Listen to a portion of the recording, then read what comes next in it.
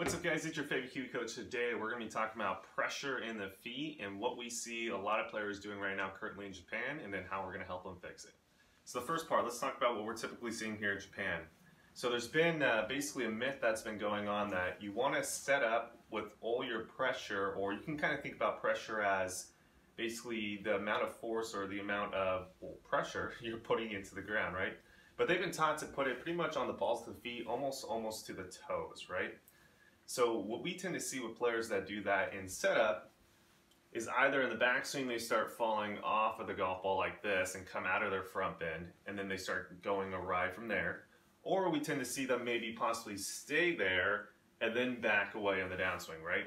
The reoccurring theme is we don't see players stay centered throughout the golf swing when they do have their pressure in that fashion, and we tend to start seeing swing directions, we tend to start seeing dynamic lofts, AOAs, really start shifting and being inconsistent, and then overall our four swing elements are not being controlled, right? So let's kind of talk about what we prefer to see here at Mike's OG Academy. Again, this is not a law, this is not a necessity, but again, this is a great place to start from and then build your own individual pressure.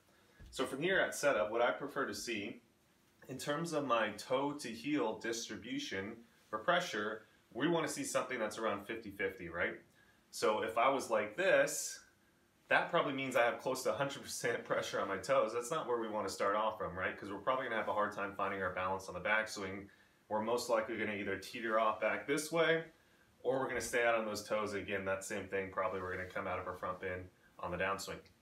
So what we prefer to see is if you can put something like this golf club or alignment stick down on the ground and start messing around and showing both sides of the extremes and then trying to find the middle, that's going to be kind of your 50-50 in terms of toe to heel distribution with that pressure.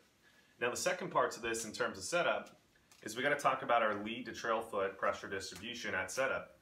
So again, at a static setup, before we start our trigger move, we prefer to see a pressure that's roughly right around 50-50 again, correct? So that means I don't have all my pressure on the lead foot, and I don't have all my pressure on the trail foot, right? It's somewhere in between. Now from here, when we do start our trigger move off the golf ball, whether it be a little bit of a push forward, right, or whether it be something you're doing with your wrist and your hands, we do tend to see pressure kind of shift a little bit towards the lead foot and then back towards the instep of that trail foot. So then it starts moving around, obviously, because again, we're not going to be staying 50-50-50 throughout the whole golf swing, because we're probably not going to have a lot of power. We're probably going to not really strike the ball as well as we could or as efficiently as we could in terms of distance and speed if we just keep our pressure centered, right? But for the setup, I think everyone can set up correctly and get their pressure points basically where we want it to be. So again, 50-50 toe to heel, 50-50 lead to trail foot. Then you can start getting your little pressure shift with your trigger move, and you guys are gonna be good to go. All right guys, hopefully this helps. Best of luck and play some good golf out there.